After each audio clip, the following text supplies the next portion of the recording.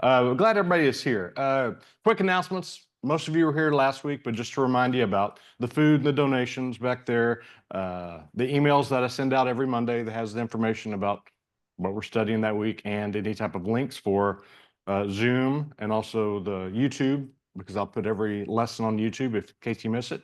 You want to watch it or you want to watch it again. And just kind of keep you informed. So make sure that everything's good. If you have any questions about it, please, please, please let me know.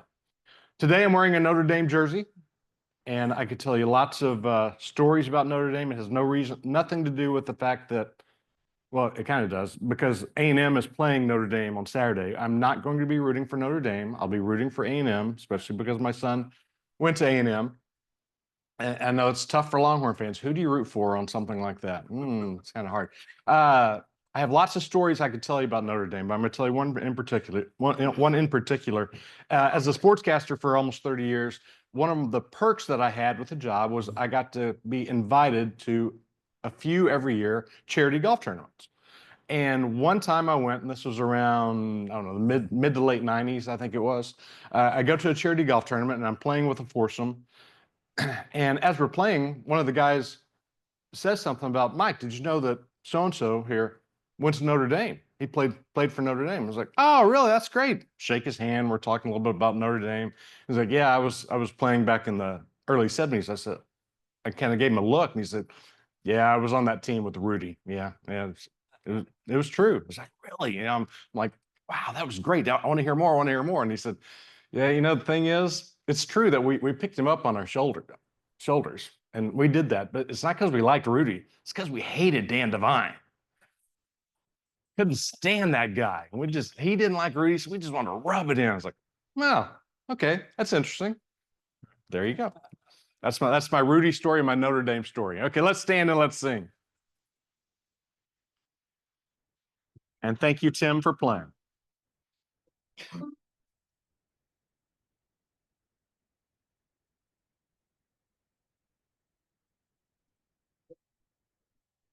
Spirit of the living God, fall afresh on me.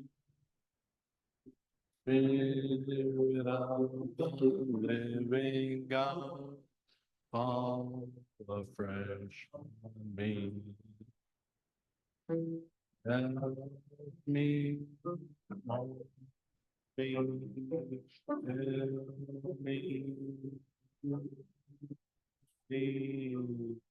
Spirit of the living God, fall afresh on me. Pray with me. Oh, Heavenly Father, thank you so, so much for all that you do for us. Thank you for this day. Thank you for this group of men, and thank you for the book of Mark and what we're going to be studying all year long, especially today as we talk about following you. We bless everything in your name. Amen. Mark is what we're studying. Today we're starting with chapter 1. I put it on the tables last week, but they're back there again just in case somebody's here who wasn't here last week, or you didn't get one. There's a copy of basically our schedule for the year that shows you what we're studying, the basic topic for each week. Today is Mark 1. It's 1 through 28, and Mark kicks things off with some basic stuff. And what we'll do is we'll talk about what we see in the verses in this chapter, or sometimes it's part of a chapter. But in chapter 1, we'll talk about that, and then we'll be in our small group and talk about some questions that we have at the end. In Mark chapter 1, we first hear about John the Baptist and how he has been baptizing in the Jordan River. And that's where Jesus was actually baptized. And after this, Jesus goes into the wilderness for 40 days. He comes back and he starts getting his disciples. He gets Simon, he gets Andrew, he gets James, he gets John, he gets these disciples, and then he does something that's a little bit dangerous at the time. He teaches on the Sabbath. He knows the Sabbath. You weren't supposed to teach on the Sabbath, but he still did it. He knew what he was doing. He was driving an impure spirit, I love that term, an impure spirit, out of a man who was in the synagogue. Everyone was talking about Jesus, what he did, and when he did it because of doing it on the Sabbath. Had he done it on any of the other days of the week, everything would have been fine. No one would have thought any differently as far as that. But he did it on the Sabbath. And that had everyone, most everyone, a little bit upset. So what does Jesus do?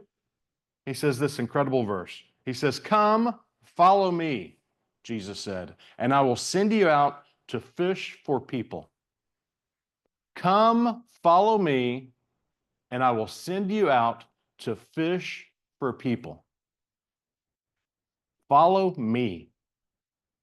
Think about those words. Two words, two of the strongest words in the Bible here in chapter 1 of Mark. Follow me.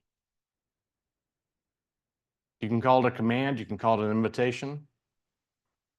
He's asking you to follow him, and he's inviting you to follow him. And so many things can happen when you follow him. Now, because you're here at, was it 6:30 on a Thursday morning, I don't think I have to teach you and talk to you about you need to follow Jesus, because I'm pretty sure you already do. But we could all probably follow a little bit better. None of us are perfect. Following a little bit straighter of a line, a little bit better. But why do we follow Jesus? Yeah, we all have different stories. I started following him, I'll say religiously. I think that's probably not the right term to use, but when I was a teenager, because I was so frustrated of being so incredibly shy and having so much trouble talking to girls.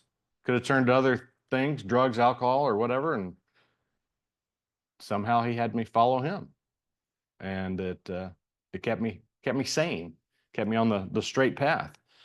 And I could tell you more about that, but that would be turn into a comedy routine. You'd be laughing too much this morning.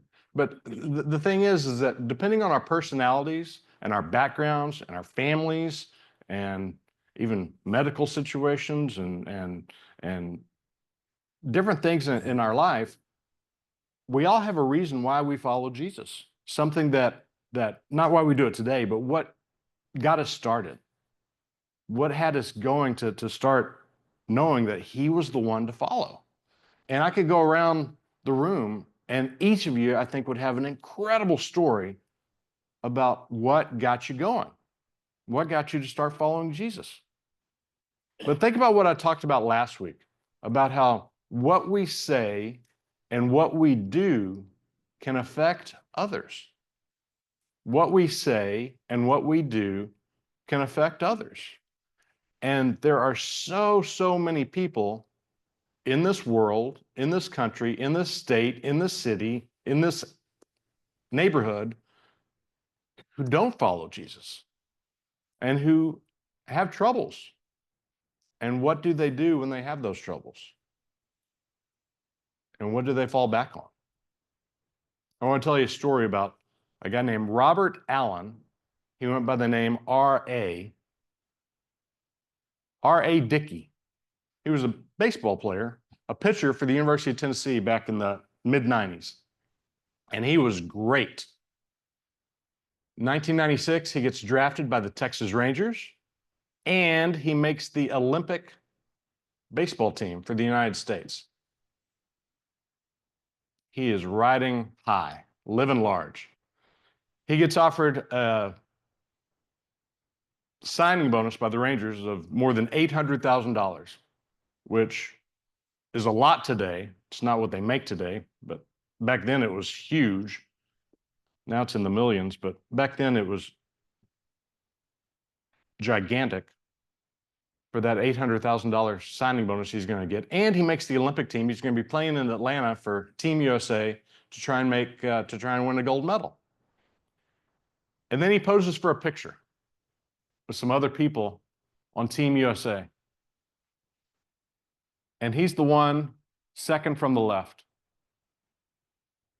And a doctor sees that picture, and I don't know if he was associated with the Texas Rangers, who, again, drafted Dickey, or he was just a good doctor.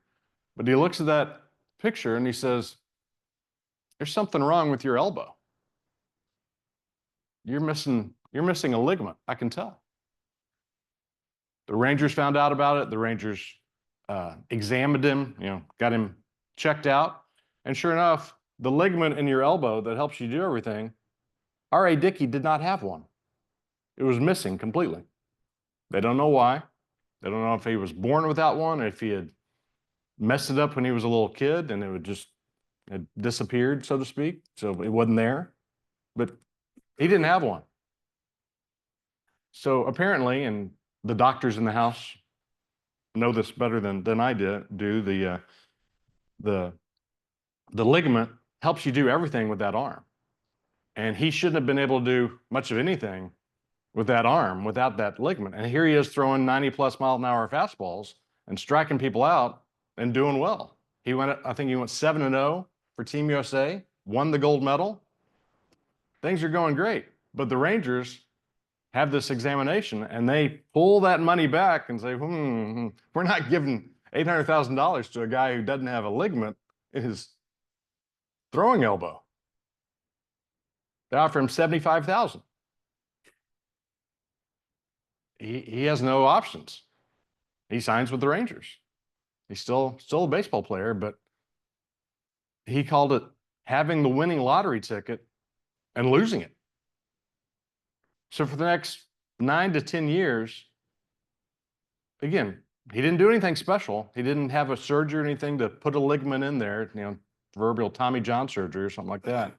He just keeps pitching. But now these things are in his mind. I'm not even supposed to be able to do this.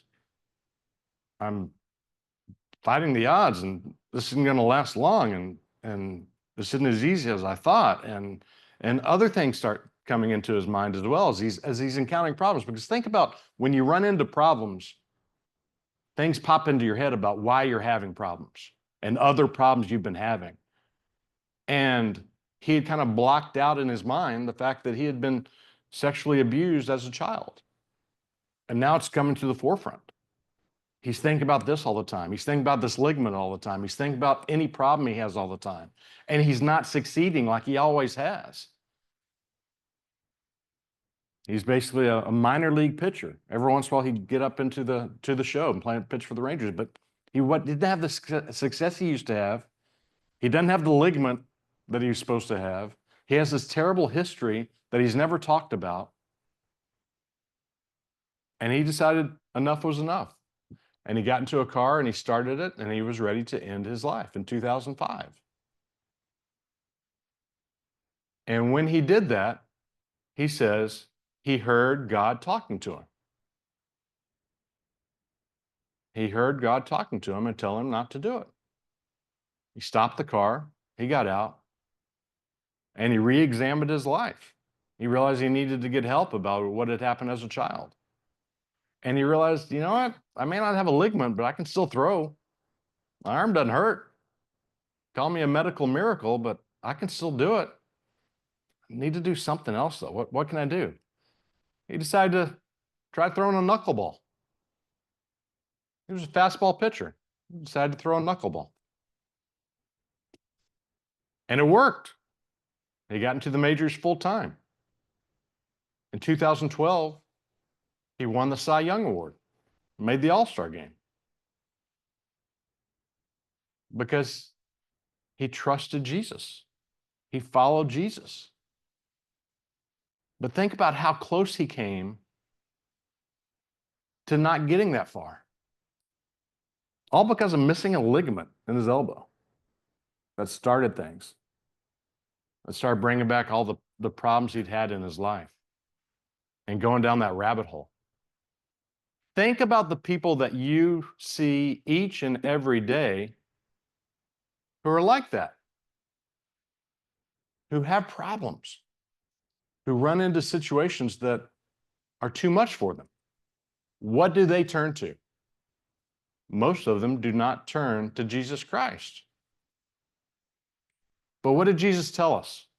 Follow me. Follow me. And it can change our lives forever.